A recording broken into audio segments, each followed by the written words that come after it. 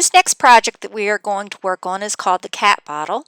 And as we work with any glass, we always have to wipe it down with alcohol first. And then we start by outlining everything with a lighter color. In this case, I'm using white, and I'm outlining the shape of my cat with white acrylic.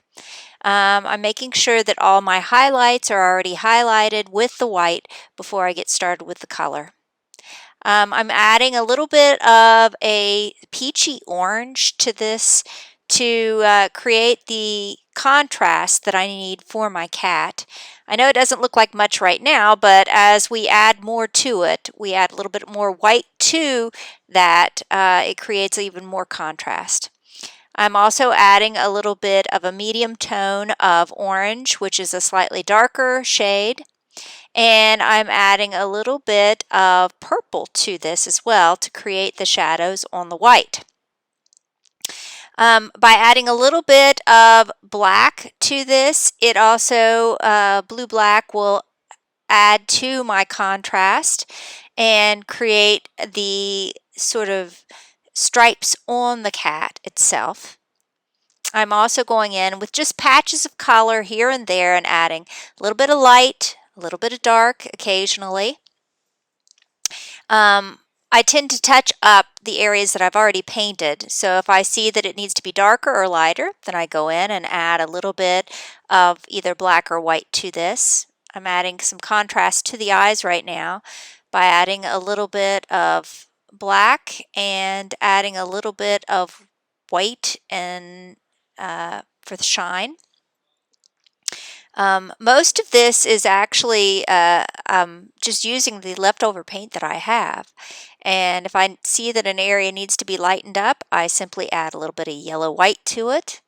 I either add a little bit of a darker shade, like I am in this case with the black to the nose, and a little bit more to the eyes and the mouth.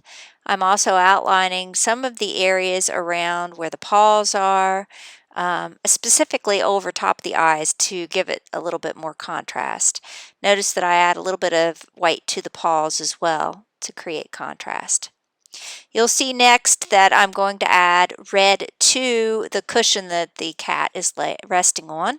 I switched brushes midway through, figuring that it's easier to paint a larger area with the red, and I've allowed some of my red to dry so that it makes the red a little bit brighter. When it comes to background, I tend to use whatever is left over on my brush. In this case, I had red. I'm adding a little bit of black to this to create a little bit of a shadow in the background. And around the cat itself, it helps to create that little bit of contrast that I need around him. I am now painting the body of a little mouse on the back of the bottle, just to give it a little bit of more interest, using a little bit of gray and painting the image of the mouse on there with a little bit of highlights with a little bit of white and a little bit of shadows with a little bit of black can create a very simplified mouse. I'm also going to complete the shadows around the mouse and around the top of the bottle by adding, again, whatever is on my brush with the black and the white and a little bit of red. Almost has a pink hue to it, but it doesn't hurt the image any by having a little bit of contrast to it.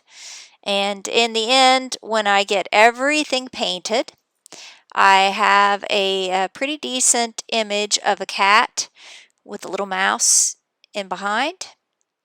And you'll notice that my final product has quite a bit of detail to it.